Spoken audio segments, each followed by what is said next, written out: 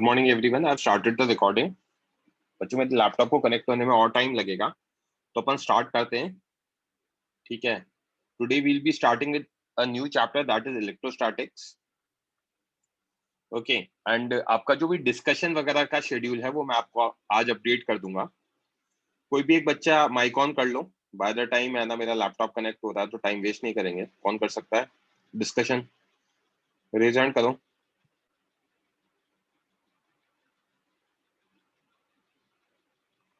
हाँ हर्ष, yes sir. है ना, माइक मत ऑफ करना, जब हाँ कनेक्ट हो सर। जाएगा तो फिर मैं बता दूँ। ओके, सो स्टार्ट करते हैं।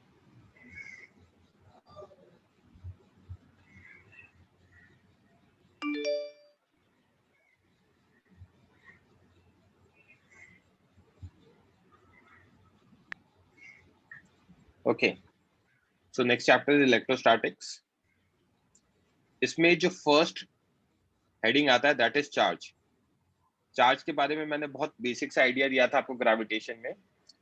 बेसिकली ये सेकंड फंडामेंटल प्रॉपर्टी है जो नेचर हमें देता है। ओके, इस फंडामेंटल प्रॉपर्टी की वजह से क्या होता है, एक और फंडामेंटल फोर्स आता है जो कि अट्रैक्टिव और रिपल्सिव दोनों होता है। ठीक है, तो चार्ज क्या है? It is property of matter due to which it produces and experiences electrical and magnetic effect. तो बेसिकली ये प्रॉपर्टी ऑफ मैटर है जिसकी वजह से इलेक्ट्रिकल और मैग्नेटिक इफेक्ट प्रोड्यूस भी करता है और एक्सपीरियंस भी करता है।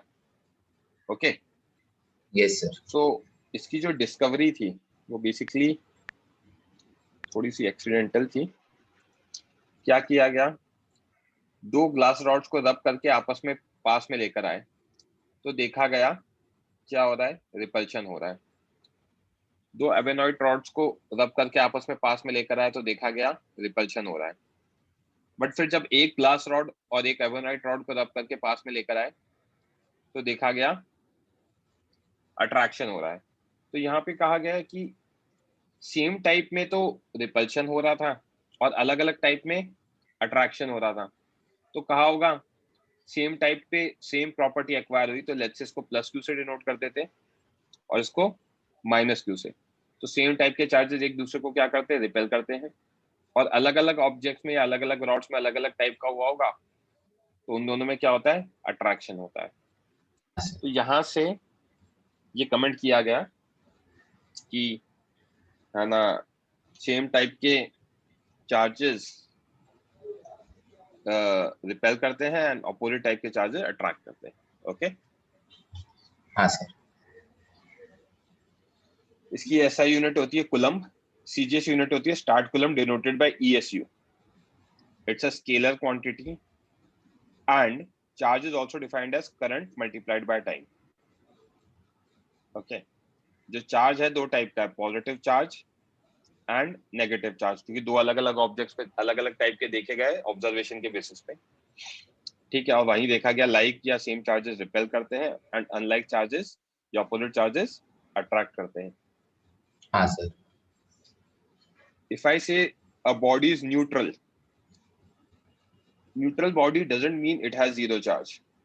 It has charge, but it means no net charge. That is, it has equal amount of positive and negative charge. क्या ये बात समझ में आई? हाँ sir.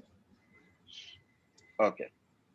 Next, smallest possible charge is charge of an electron at our level. हम हमारे level पे charge को बाइफरकेट नहीं करते।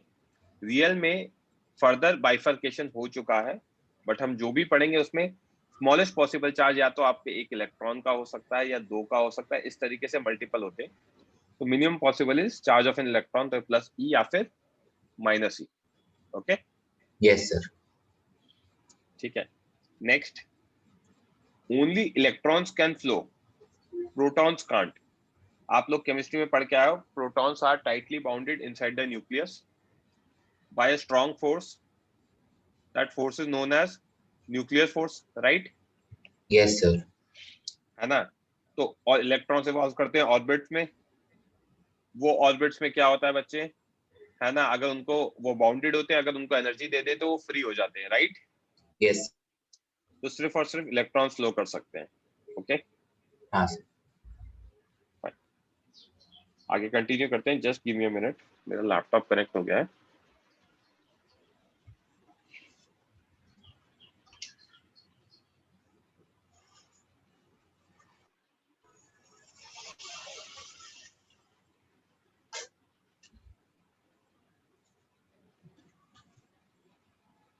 किसी भी बच्चे को कोई भी डाउट हो तो रेज हैंड कर देना।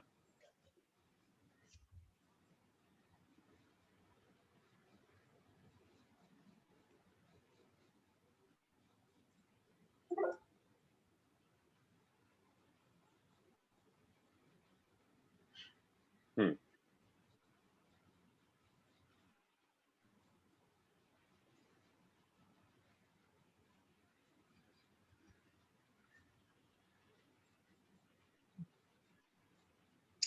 हाँ अमन, आप सही कह रहे हो। ग्रेविटेशन तो बच्चों मैंने लास्ट लेक्चर में बोल दिया था ना, खत्म हो गया हमारा, राइट?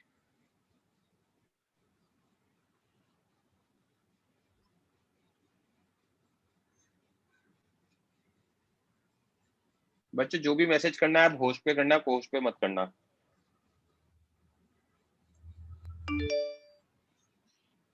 तो मैंने क्या बताया बच्चों? Only electrons can flow, protons can't. So if body is positively charged, it means electrons have flown out of it. क्योंकि न्यूट्रल बॉडी का मतलब equal positive equal negative charge होता है। Yes sir. हर्ष, यस है सर। ना? Yes. तो अगर positive charge है तो मतलब उसमें से क्या हुआ, नेगेटिव चार्ज चला गया, that is it is electron deficient. And if body is negatively charged, it means electrons have flown into it, that is it has excess electrons. हाँ सर। समझा क्या? हाँ sir. Okay, next point, charge always remains conserved. It can only be transferred from one body to another, but ये हमेशा क्या रहेंगे, conserve रहेंगे। Clear है? Yes sir. Next, charge on any bodies integral multiple of electron, क्योंकि हमने कहा it can not be further break, मतलब इलेक्ट्रॉन को ब्रेक नहीं कर सकते हमारे लेवल पे। तो आपकी बॉडी से या तो एक इलेक्ट्रॉन जाएगा या दो जाएगा या एक आएगा या दो आएगा, राइट? तो हाँ integer sir. Number of electrons के अकॉर्डिंग ही आपका चार्ज आने वाला है, right? Yes sir. Charge on a body will be same when it is at rest and when it is in motion. Motion में हो या rest पे हो, charge हमेशा same रहता है। Last, methods of charging. It is the body can be charged by conduction, by induction. This you have to study from standard book. It's not that important. मैं एक बार explain कर रहा हूँ, but HCV से read कर लेना। Okay? Okay sir. तो charging by conduction में क्या होता है? Conduction means direct contact.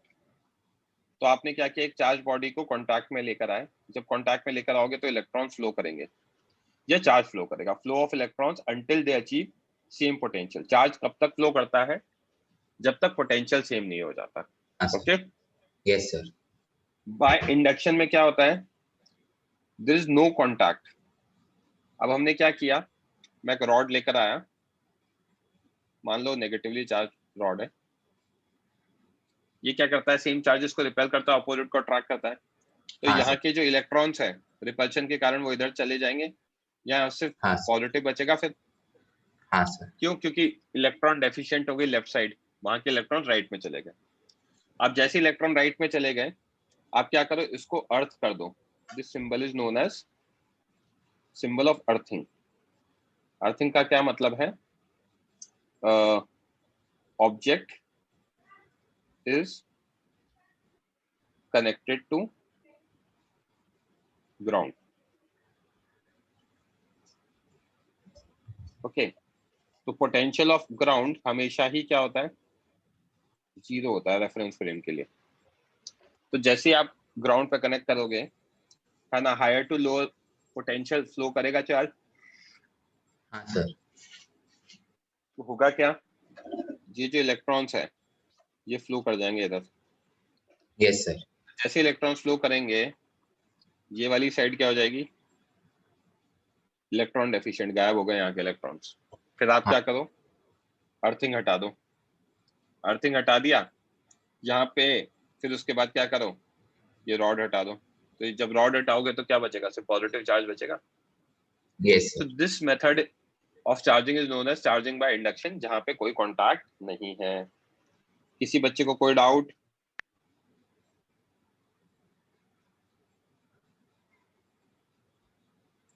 So same potential मतलब सेम एनर्जी ना, इधर नहीं, same potential mean same potential.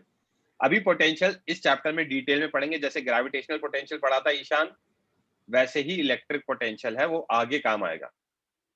Okay, 1 unit mass के लिए जो पोटेंशियल एनर्जी होती थी वो पोटेंशियल था, वैसे 1 यूनिट चार्ज के लिए जो पोटेंशियल एनर्जी होगी वो इलेक्ट्रिक पोटेंशियल होगा। ओके, तो अभी हमने चार्ज के बारे में देख लिया हर्ष, Yes, sir. है ना। चार्ज, सेम चार्जेस रिपेल करते हैं, अट्रैक्ट करते हैं, बट उसका मैग्नीट्यूड कितना होता है वो कूलम्ब्स लॉ से आता है, या फिर हाँ. Electrostatic force denoted by F E या क्या एफ। टू चार्जेस, है ना, separated by some distance r will attract or repel each other by some force. The magnitude, I repeat, magnitude of that electrostatic force is directly proportional to product of magnitude of charges and inversely proportional to Distance between them. square of distance, right? Yes, sir. यहां तक clear है क्या? Yes, sir. तो basically होता क्या है, nature love symmetry. Gravitational force क्या था, proportional to product of masses. यहाँ पे इलेक्ट्रोस्टैटिक फोर्स नेचर ने दिया proportional to magnitude of charge, product of magnitude of charges, and वो भी inversely proportional to square of distance है, ये भी inversely proportional to square of distance है, राइट। Yes, sir. यहाँ पे हम सिर्फ मैग्नीट्यूड की बात कर रहे हैं, क्योंकि ये फोर्स अट्रैक्टिव रिपल्सिव दोनों हो सकता है, तो डायरेक्शन अलग से दिमाग लगाएंगे। तो इलेक्ट्रोस्टैटिक फोर्स क्या आएगा, k q1 q2 by r square आएगा, where k is what, universal constant. Sorry, k is not a universal constant, k is just a constant. Gravitational constant जो कैपिटल जी होता है वो यूनिवर्सल होता है, मतलब उसकी वैल्यू फिक्स होती है, बट ये कांस्टेंट है तो इसकी वैल्यू फिक्स नहीं है, क्योंकि ये यूनिवर्सल कांस्टेंट नहीं है, राइट। Yes, sir. ओके, अब क्या अगर ये नहीं है तो क्या है, k is 1/4 epsilon. Epsilon permittivity होता है, जिसको बेसिक टर्म्स में कहते हैं electrical property of medium. Medium की इलेक्ट्रिकल प्रॉपर्टी को हम परमिटिविटी कहते हैं, डिनोटेड बाय एप्सिलॉन। ओके, तो ये हाँ. जो मीडियम की इलेक्ट्रिकल प्रॉपर्टी है, इसमें एक कांस्टेंट नंबर होता है मल्टीप्लाइड बाय मीडियम का number, right. Epsilon not constant number, medium के नंबर को हम स्मॉल के या फिर एप्सिलॉन आर से डिनोट करते हैं। तो जो कांस्टेंट नंबर है उसे तो हम एब्सोल्यूट परमिटिविटी कहते हैं, ये ध्यान रखना है। 8.854 into 10⁻⁻12 कूलम स्क्वायर पर न्यूटन मीटर स्क्वायर। और ये जो एप्सिलॉन आर या फिर स्मॉल के है, इसे रिलेटिव परमिटिविटी या फिर डाइलेक्ट्रिक कांस्टेंट ऑफ मीडियम कहते हैं, ये मीडियम डिपेंडेंट होता है। ओके, हाँ, sir. तो हम यहाँ Sir, पे क्या देख सकते हैं, हाँ बोलो। sir, universal constant और constant में फर्क क्या है? ये जो के है ये चेंज हो हाँ. सकता है, but for a medium it will be constant. Universal अच्छा, कांस्टेंट sir. किसी भी मीडियम में सेम ही रहेगा, हाँ, sir. Okay. राइट। हाँ, sir. क्योंकि के में जो कैपिटल के उसमें क्या आ रहा है, एप्सिलॉन आ रहा है, और epsilon naught into epsilon r या फिर स्मॉल के, तो स्मॉल के एप्सिलॉन आर चेंज होगा तो कैपिटल के चेंज हो जाएगा, राइट, हाँ, sir. है ना। तो वो देख रहे हैं। तो फॉर एयर और वैक्यूम एप्सिलॉन आर या फिर के की वैल्यू 1 होती है। रियल में एप्सिलॉन एयर 1.0064 और वैक्यूम 1 होता है। तो सीईटी में एक बार क्वेश्चन पूछा गया था, तो वैक्यूम का छोटा है, एयर का बड़ा है, बट हम हमारे क्वेश्चंस के लिए एयर और वैक्यूम दोनों का 1 लेंगे। तो एप्सिलॉन एयर कितना हो जाएगा, एप्सिलॉन नॉट इनटू 1, 1 से मल्टीप्लाई करेंगे तो एप्सिलॉन नॉट आ जाएगा, राइट। Yes, तो sir. के एयर कितना हो जाएगा बच्चे, 1/4 pi epsilon naught, that is 9 into 10⁻⁹ newton metre square पर कूलम स्क्वायर, ये ध्यान रखना है, राइट। हाँ, मीडियम sir. में यही चीज चेंज हो जाएगी, 1/4 pi epsilon naught into epsilon r, तो 9 into 10⁻⁹ बाय एप्सिलॉन आर, ये आ जाएगा। समझा क्या? हाँ सर, हाँ सर। ओके, ये एप्सिलॉन आर की जो वैल्यू है ये 1 से बड़ी होती है और इन्फिनिटी से छोटी होती है, right? Yes F sir. Medium by F air अगर देखोगे या एफ मीडियम देखोगे तो F medium is equal to F air by epsilon r आता है। कैसे? एफ मीडियम कितना होगा? 1/4 pi epsilon naught into epsilon r Q1 Q2 by r square. और एफ एयर कितना होगा? 1/4 pi epsilon naught Q1 Q2 by r square, right? हाँ sir. यहाँ पे 1/4 पाई एप्सिलॉन नॉट का फैक्टर कैंसिल हो जाएगा, Q1 Q2 by r square cancel हो जाएगा, तो सिर्फ न्यूमरेटर में क्या बचेगा? एप्सिलॉन आर, 1/एप्सिलॉन आर बचेगा, राइट? Yes sir. ठीक है, तो इसको रीअरेंज करेंगे तो F medium by F air कितना आएगा?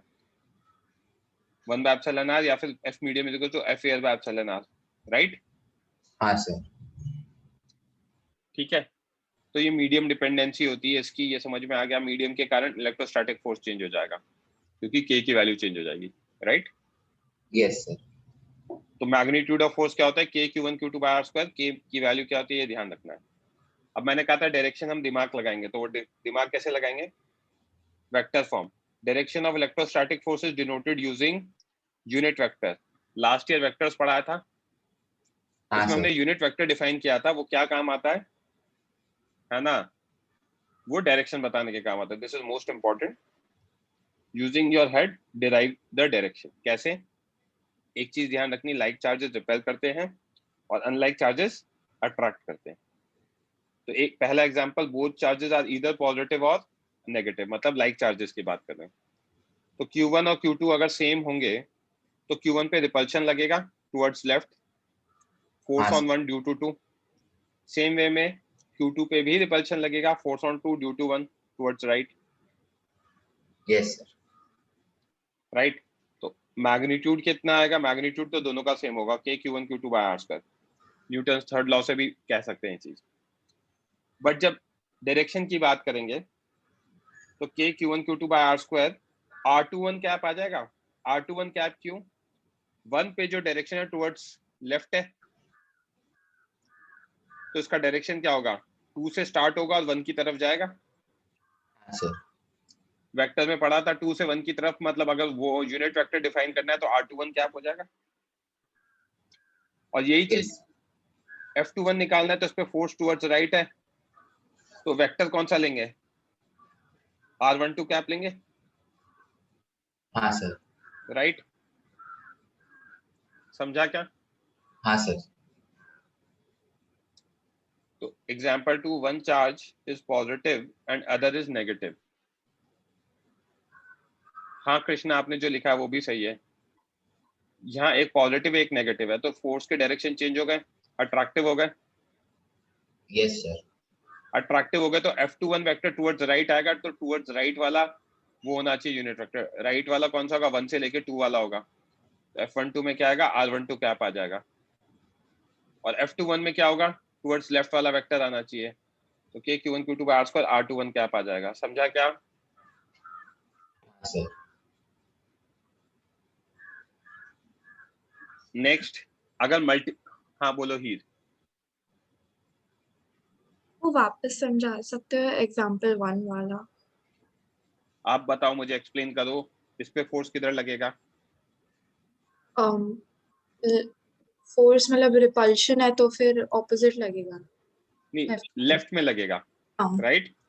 लेफ्ट का वेक्टर क्या होगा? 1 से 2 होगा या 2 से 1 होगा डायरेक्शन? 2 से 1 नहीं 1, हाँ 2 से 1।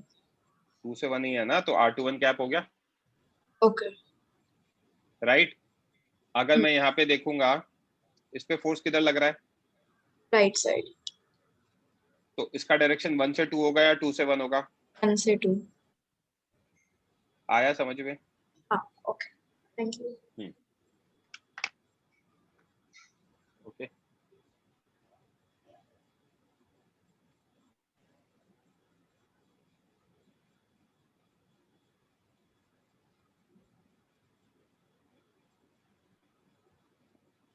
है ना? ही lower your hand.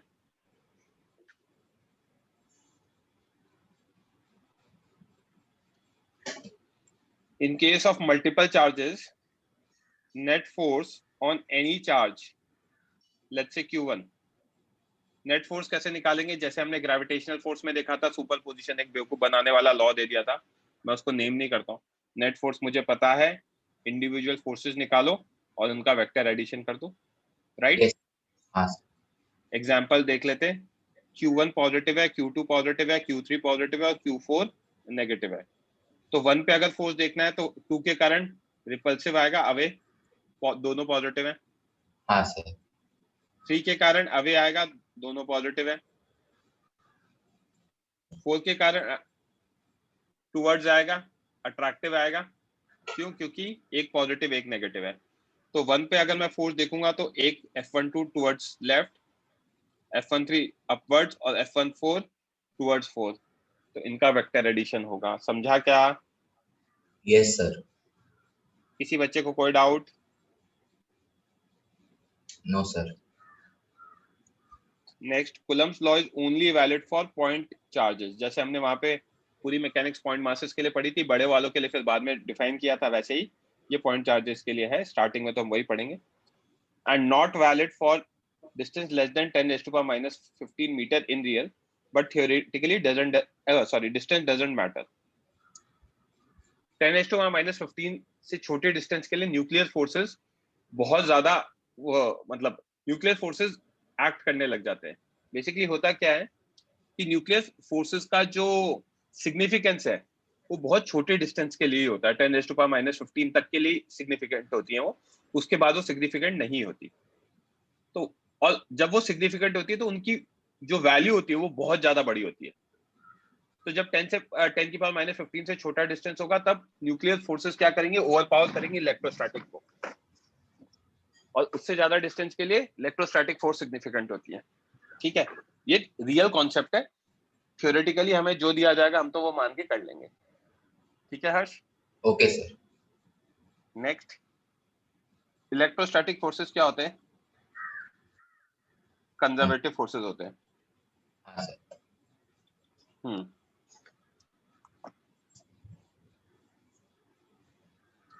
Conservative forces मतलब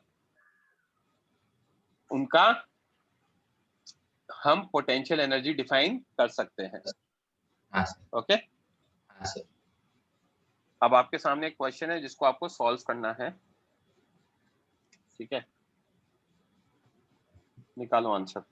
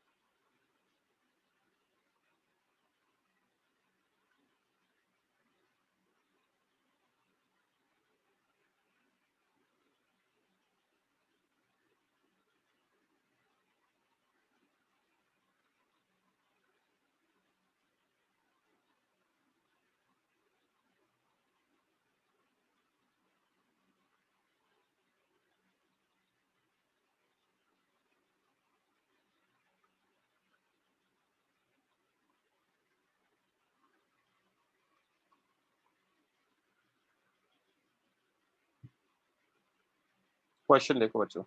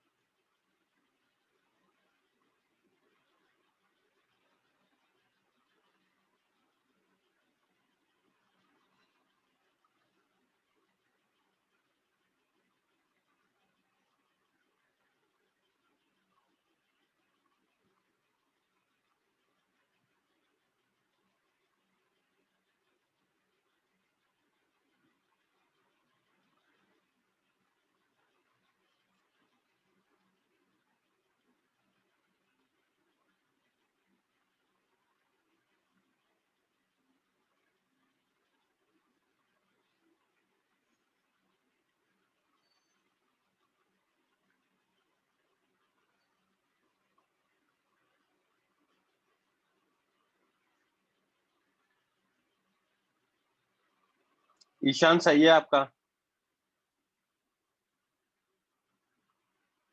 ये जो गिवन चार्जेस है ये पॉजिटिव है।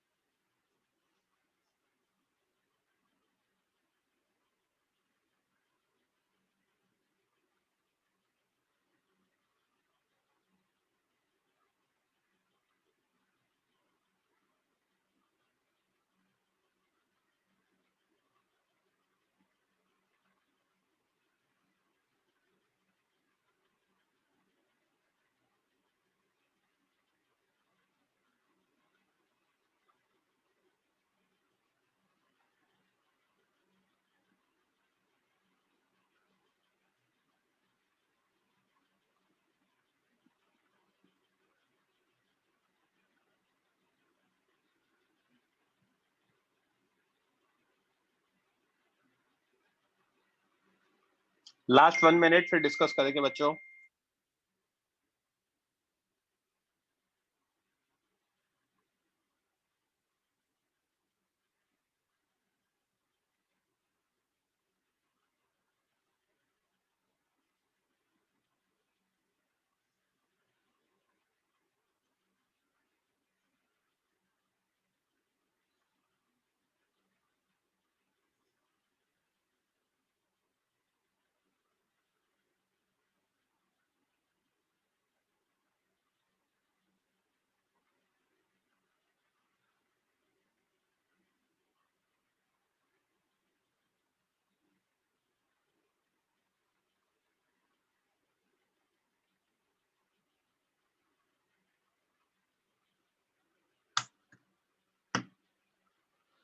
हर्ष माइक ऑन करो बच्चे, रेज हैंड करो, मतलब रादर फिर मैं माइक ऑन करवाता हूँ।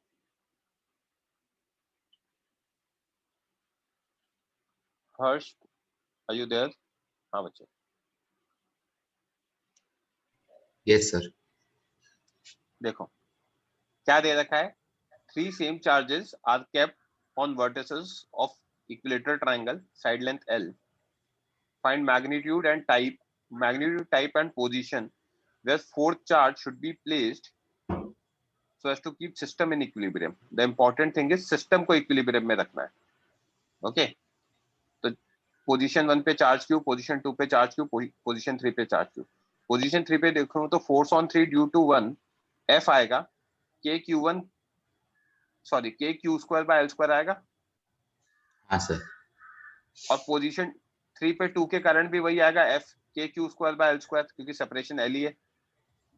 Yes, तो sir. ये फोर्स F है, ये फोर्स F है, तो जो नेट फोर्स होगा वो कहाँ लाई करेगा? पहली चीज एंगल बाइसेक्टर पे, राइट हर्ष? Yes, sir. कितना आएगा? Under root F square plus 2FF cos 60, solve करेंगे तो F√3 आ जाएगा। कहाँ पे आना चाहिए? एंगल बाइसेक्टर पे। अगर ये एंगल बाइसेक्टर पे आना चाहिए तो इस पे जो पीछे वाला फोर्स है वो भी एंगल बाइसेक्टर पे होना चाहिए। हाँ सर। इसीलिए ये जो लाइन होगी वो कौन सी होगी? सेंट्रॉइड वाली लाइन होगी। समझा क्या? हाँ सर। क्योंकि ये एंगल अगर आप 30 लोगे, ये 60 है तो ये 90 हो जाएगा। तो Yes, ये sir. लाइन कौन सी वाली होगी? सेंट्रॉइड वाली लाइन होगी। समझा क्या? ठीक है, अब आगे देख लेते हैं।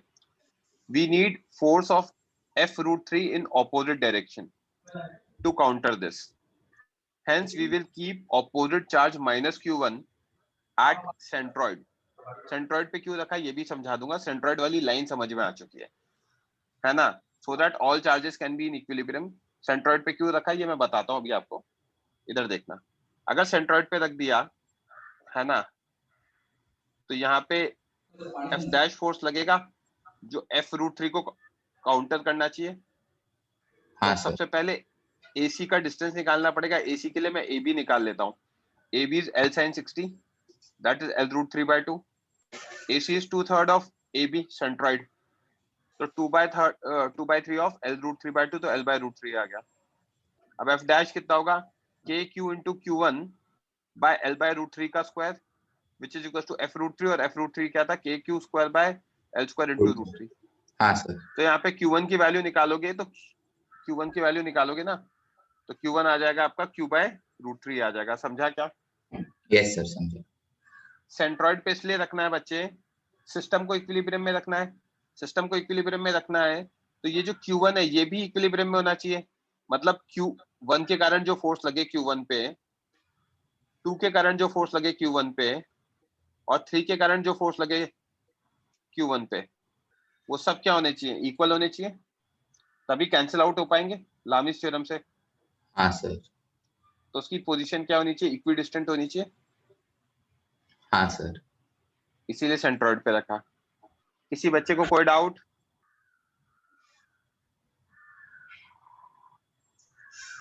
ओके, नेक्स्ट क्वेश्चन सॉल्व करो बच्चे।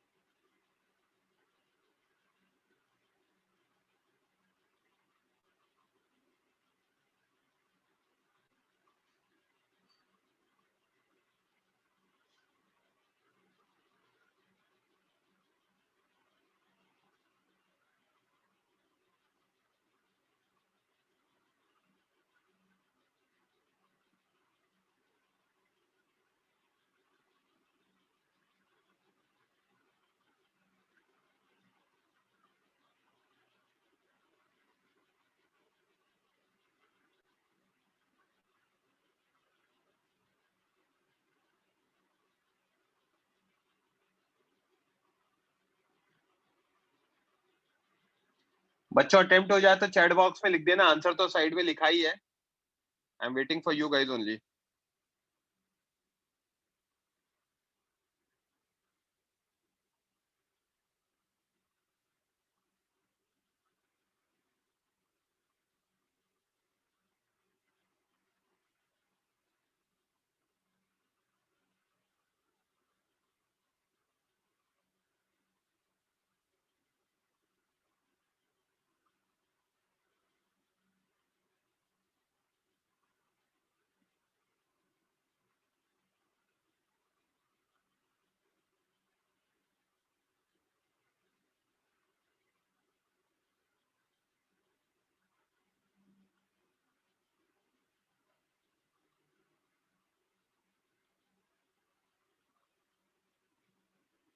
किसी बच्चे का बाकी है क्या?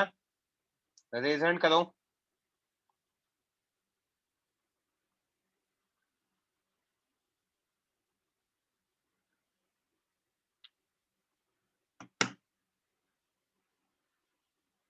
ओके हर्ष, रेज हैंड करो, बच्चे डिस्कस कर लेते हैं।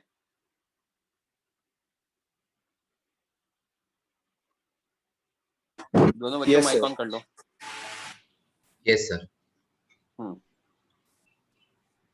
क्या दे रखा है क्वेश्चन में? Two balloons having same charge and mass are tied to weight W and system floats in equilibrium. Find charge and volume of each balloon. ये पूछा है, ठीक है? हाँ सर। Yes, sir. एक मिनट देना।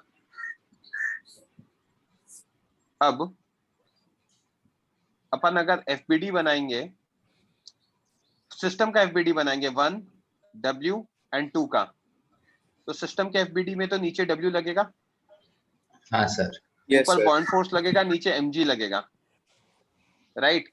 ना हाँ इलेक्ट्रोस्टैटिक सर। फोर्स लगेगा ना टेंशन फोर्स लगेगा, क्योंकि इलेक्ट्रोस्टैटिक फोर्स इंटरनल हो जाएगा, एक दूसरे के कारण टेंशन भी इंटरनल हो जाएगा, राइट? Yes, sir. तो in systems FBD tension force will be internal force, hence no need to mention. In fact electrostatic को भी मेंशन करने की जरूरत नहीं है। तो सिस्टम के FBD में तो मैं क्या लिख सकता हूँ? Upward force is twice of bond force which is twice of mg नीचे plus W। Bond Yes. Force is density medium ρ2, volume object g, 2 mg में density object, volume object g plus W। तो यहाँ से v की value निकालूंगा अगर मैं, तो 2g कॉमन, ρ2 माइनस ρ1 से डिवाइड हो जाएगा W, right? Yes, sir. Yes, sir. However, if we draw FBD of an individual object, then we have to use tension force. तो उसमें अगर FBD इंडिविजुअल ऑब्जेक्ट का बनाएंगे तो सबसे पहले W में नीचे W लग रहा है और ऊपर क्या लगेगा? T cos थीटा लगेगा। Two क्या? cos theta. हाँ सर। 2T cos theta. तो 2T cos theta is equal to W। और ऑब्जेक्ट का बनाऊंगा तो ऑब्जेक्ट में क्या लगेगा? नीचे mg, इस टेंशन का कंपोनेंट नीचे T cos थीटा और ऊपर F पॉइंट। तो इसकी इक्वेशन आ गई, F point is mg plus T cos theta. हाँ सर। लेफ्ट में F इलेक्ट्रोस्टैटिक और राइट पे T sin थीटा। तो इसकी इक्वेशन आ गई है। Yes, sir. तो इसको सॉल्व कर लेंगे तो Q की वैल्यू आ जाएगी।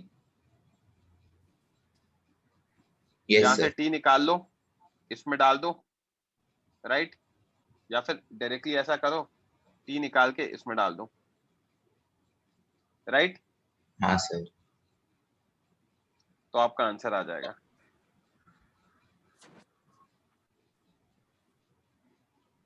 Okay, Yes, sir. जहां तक क्लियर है तो नेक्स्ट क्वेश्चन सॉल्व करो बच्चों। सिंपल क्वेश्चन है, जल्दी होना चाहिए।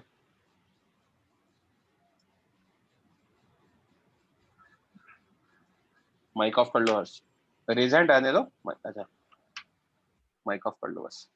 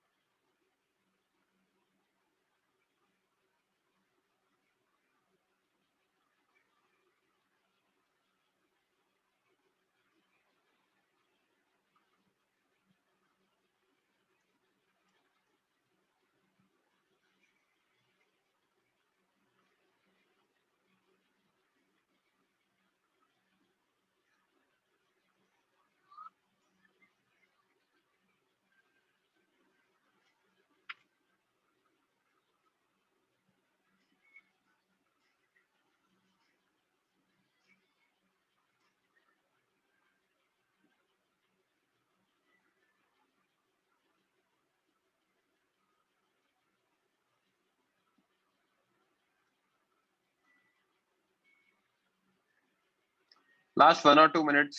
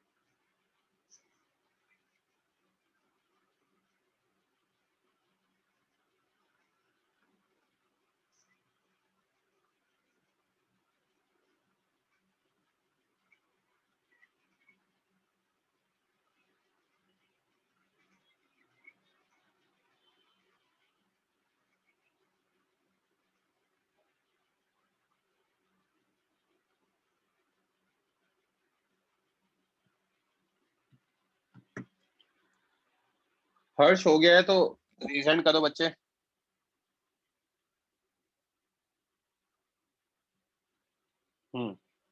माइक ऑन करो। हाँ सर। बहुत ही सिंपल क्वेश्चन है। क्या दे रखा है?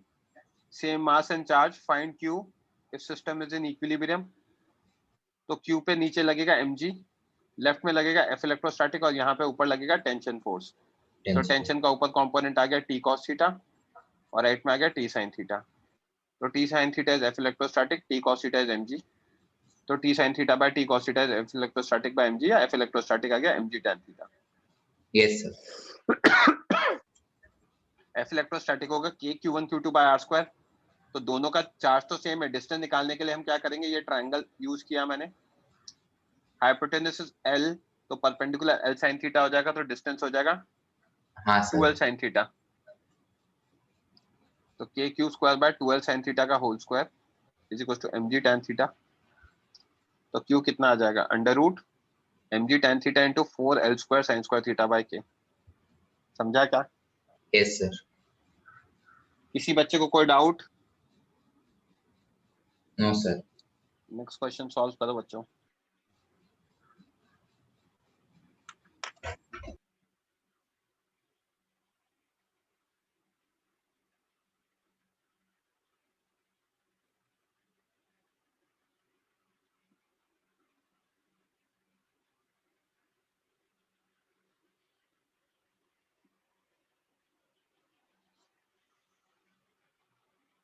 आदित्य माइक ऑन करो बच्चे, रेज हैंड करो।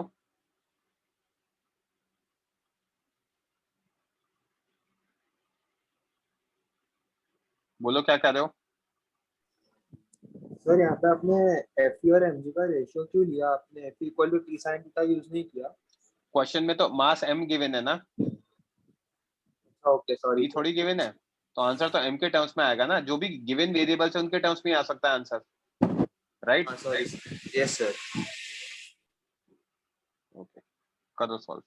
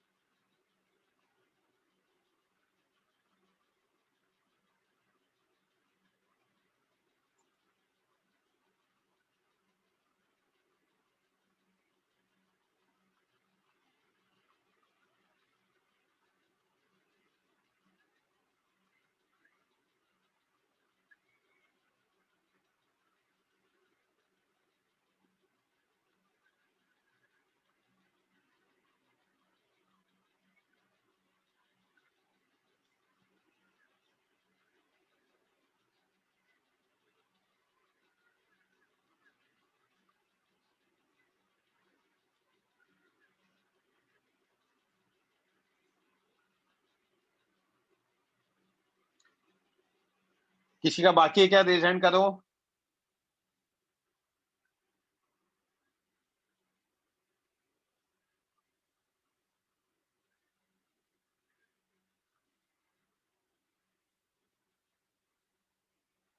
ओके, हर्ष माइक ऑन करो बच्चे। Yes, sir. क्या दे रखा है यहाँ पे? Two identical balls are hanged from same point as shown if in equilibrium angle theta doesn't change in liquid. Okay, और एंगल थीटा चेंज नहीं हो रहा है, और क्या बोल रखा है बच्चे? Sorry, find dielectric constant of liquid पूछा है, राइट?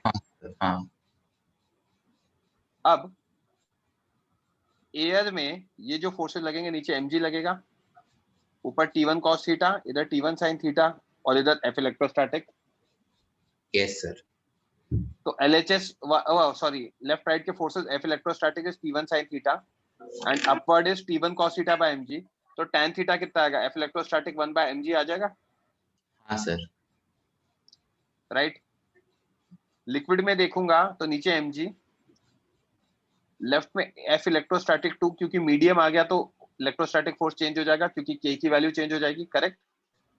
हाँ सर. ऊपर एक बॉइंट फोर्स भी आ गया तो टेंशन भी चेंज हो जाएगा, यहाँ पे T2, तो ऊपर T2 cos थीटा और राइट में T2 sin थीटा। तो T2 sin theta is F electrostatic 2 and upward force is T2 cos theta plus F point is mg। तो T2 cos थीटा कितना आ गया? mg माइनस F पॉइंट आ गया। Yes sir. तो tan theta आ जाएगा F electrostatic by mg minus F point, right? Yes और no? Yes sir.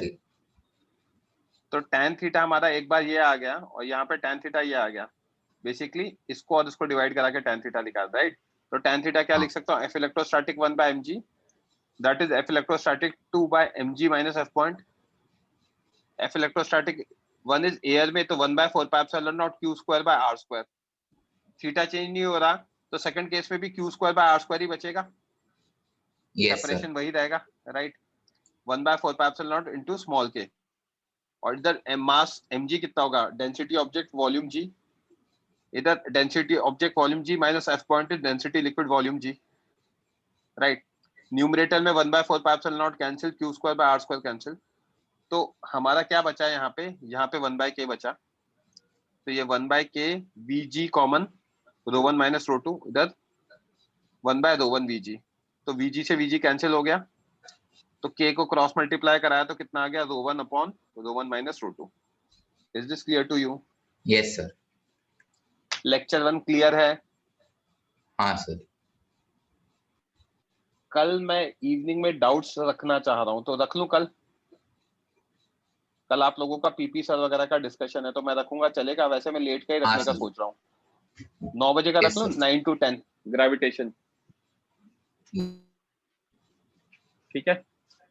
DC Pandey का डिस्कशन होगा कल, ओके? चलो बच्चों, किसी को कोई डाउट है तो पूछ सकता है।